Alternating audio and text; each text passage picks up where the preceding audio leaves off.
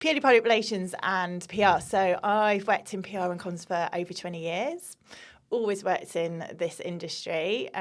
Some may say for your sins, but someone's got to do it. And yeah, I'd always wanted to set up my own business. It was something that I thought about from the very first PR job that I ever had in London. I could just see where there was PR agencies maybe that were doing it wrong. Yeah. And I just thought, do you know what, one day I'm going to take a punt and do it.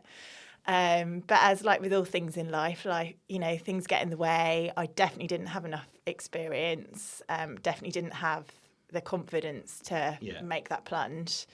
So I was really lucky in my career. I went and kind of worked at some really amazing organisations. I've been so lucky. For 10 of those years, I worked in the charity sector. So I worked for the Prince's Trust and Teenage Cancer Trust. And that's where I think you really kind of learn your skills in PR and comms, because you don't have budget to do anything. You have a really small team. So you literally beg, borrow and steal resources. So you become very resourceful, basically. And then kind of came out of the charity sector and went a little bit more into the commercial world. And that was kind of a conscious choice to do that. I kind of felt like the charity sector is amazing, but it's an emotional roller coaster working in that sector.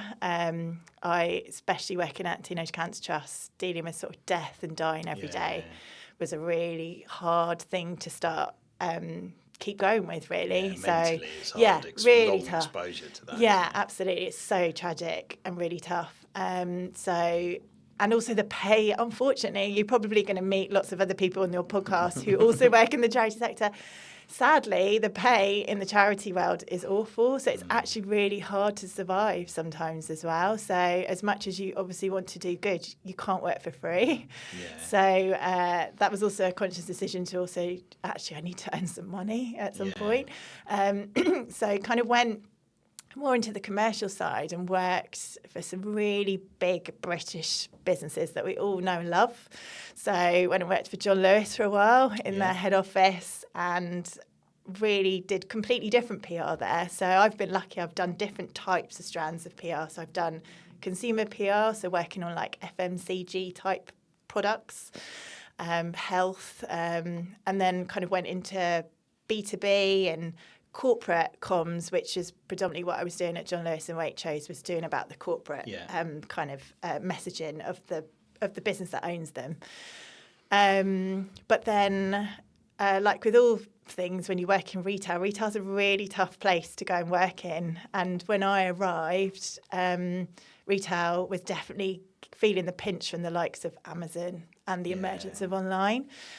So, John Lewis and Waitrose were not immune to that, and like other retailers, they were suffering. And so eventually, after the sort of pandemic sort of finished, although it's kind of still going on now. Define finished. Exactly.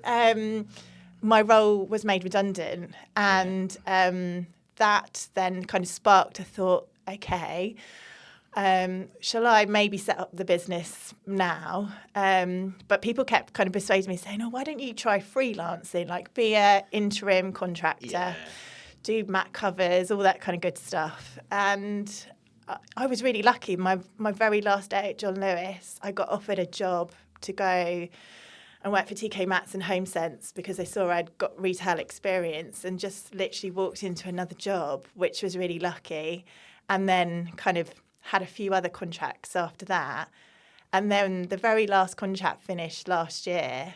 And I just had to have a word with myself and say, if you don't set up this goddamn business now, you're literally never going to set this thing up.